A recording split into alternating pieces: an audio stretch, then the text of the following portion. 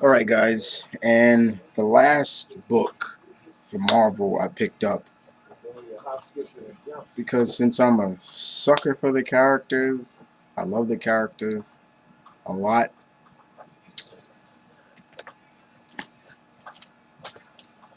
Spider Island, Cloak and Dagger.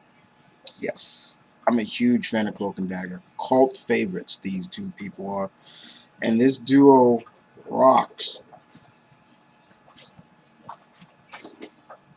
very, very much. Nick Spencer does a good job writing for the duo of light and dark. This takes place, I think, before the events of Spider Island, but at first, and then leads into it. Um, so we get a little of what's the differences between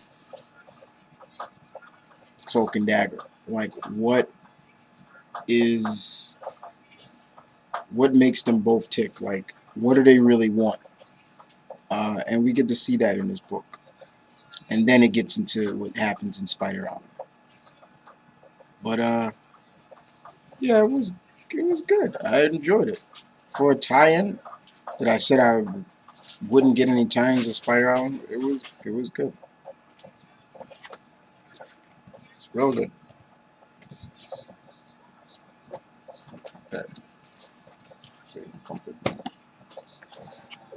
Okay. Um. Next up, I would move to DC and Flashpoint, Citizen Cold. Uh, issue number 3 of 3, the last issue, Rogue's Revenge. Uh, everything comes to fruition in this book with Cold. Everything. All is explained, all is revealed in this book. Now, if you've been reading this, he's been trying to kind of get a little close to Iris West. And unfortunately, he, on his way, he, Cold actually pretty much tries to take out all the rogues. And he pretty much nearly wipes out all of them. He does, except for one. And I'm not going to spoil who that one was. And I'm not going to spoil the ending. But let's just say I won't say anything. But it was good. I enjoyed this. Another tie-in of Flashpoint that I really enjoyed. Um, Citizen Cold was really good. I was impressed. All right. Moving on. We move on to Flashpoint, Deadman, and the Flying Graysons. Uh, this was a sad book. All in all, this was a sad one to really begin with because it all involves Dick Grayson. What happens to Dick Grayson, his family in this book? You know, they were just a carnival family that was just trying to enjoy their job, and boom, what happens? The Amazons come and then they want to take the helmet of Naboo. And that's pretty much where this picks up. This picks up where the Amazons are looking for Naboo. Count Vertigo, who is a part of the resistance of the Amazons, is helping Dick Grayson and Boston Brad and all of them. In the end, once again, tragedy strikes the Grayson family. And tragedy strikes another character in here, and he pretty much, quote unquote, lives up to the performance name he has in this, but he keeps his promise and to protect a certain person. I'm not going to spoil who that person is, but the cover should kind of give it away who I'm talking about. At the end, the ending is kind of, whoa. Now, that'd have been interesting if that had happened, but it was good nonetheless. Another Flashpoint title. It's tie-in done. Just a few more. Alright. Flashpoint. Emperor Aquaman #3. The truth is finally revealed. It's revealed that there were two co-conspirators on both sides, the Atlanteans and the Amazons, that set this play in motion. Finally, and it's kind of funny because you figure it'd be somebody else to tell Arthur, but it's the woman he's got his foot under, Wonder Woman, Diana, that tells him that we've been tricked, we've been duped into this war. But all in all, Arthur don't want to hear that. He don't want to hear that. He feels, he's like, look, you killed Mira. Yes, for all us don't know, yeah, Mira got her head chopped off by Diana, and then she wore her helmet as a trophy. That's Arthur. Arthur sees red because of that. Aquaman is like, you killed her, and now you're wearing her helmet like it's a trophy. You know, I want blood now. I don't care what's going on. And that's pretty much what this was all about. In the end, they say it's pretty much going to wrap up in issue 5. But that's pretty much the gist of this book as well. I wonder how Wonder Woman and the Female Fury is going to go. I'm not going to tell you who the two co-conspirators were for both sides. You'll just have to read it to check it out yourselves. But it was not that bad. Another book that was good. Alright. Red Robin #26. Doo-doo. What goes around? Yes. This book was all about Tim chasing down Captain Boomerang. Captain Boomerang, for all those that don't know, remember, he's the man responsible for the death of Tim's biological father. Tim wants revenge. And what's that old saying? Revenge is a dish best served cold. Right? Tim does everything in his power to make sure that goes down the way he wants it, in terms of taking out Boomerang. He's analyzing the situation. He's calculating what he wants to do, how he wants to do it. And does he succeed? I'm not gonna tell you. Check it out.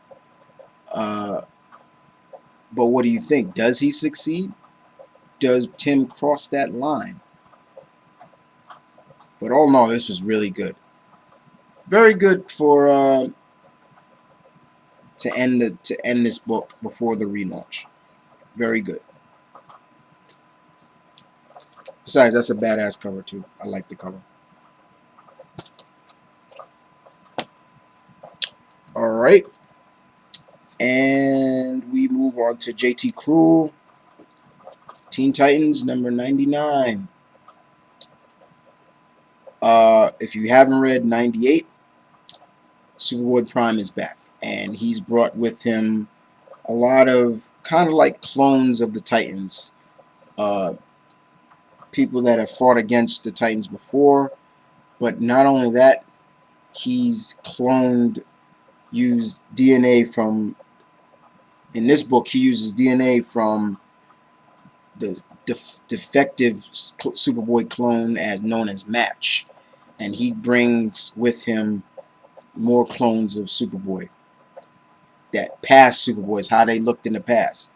Like, for example, one of the Superboys looks like how he looked in the 90s with the shades and the glasses and the, you know, and jacket and things like that. He had that kind of like mullet-like haircut. Yeah. It's a free-for-all. The Titans are fighting and trying to protect the citizens of San Francisco. You know, Superboy, he just wants to make their lives a living hell. He just wants to, Prime just wants to seriously tarnish and destroy the legacy that is of the Teen Titans. And with one more issue to go, it's kind of looking that way. But cliffhanger ends with, oh boy, I'm so eager to say it, but I'm not going to say it. The legacy of the Teen Titans will live on, because at the end we see something that kind of epic in this book. But Teen Titans number 99, very good, very good. Crew, the JT crew still does a good job writing this book. And Superboy Prime comes off as one bad mother in this book. Alright. And last but not least, we have War of the Green Lanterns Aftermath number 2. Casualties of War. Tony Bedard and artwork by Ramson Getty. This was good. Once again, the Guardians come off as jerks and dickheads and things like that. But it's showing that what happened with the Corps during the whole War of Green Lanterns, the trust, the camaraderie, everything like that is gone out of the park. It's like now everybody, it's like you got some lanterns that are with what's going on, some are not, some are totally against it. They, everything is like all over the place. And some of the Green Lanterns want not to kill Sinestro, her father, Sinestro. Now you got to remember, Natu is a doctor, and she took that Hippocratic oath to preserve life, not take it. Alright?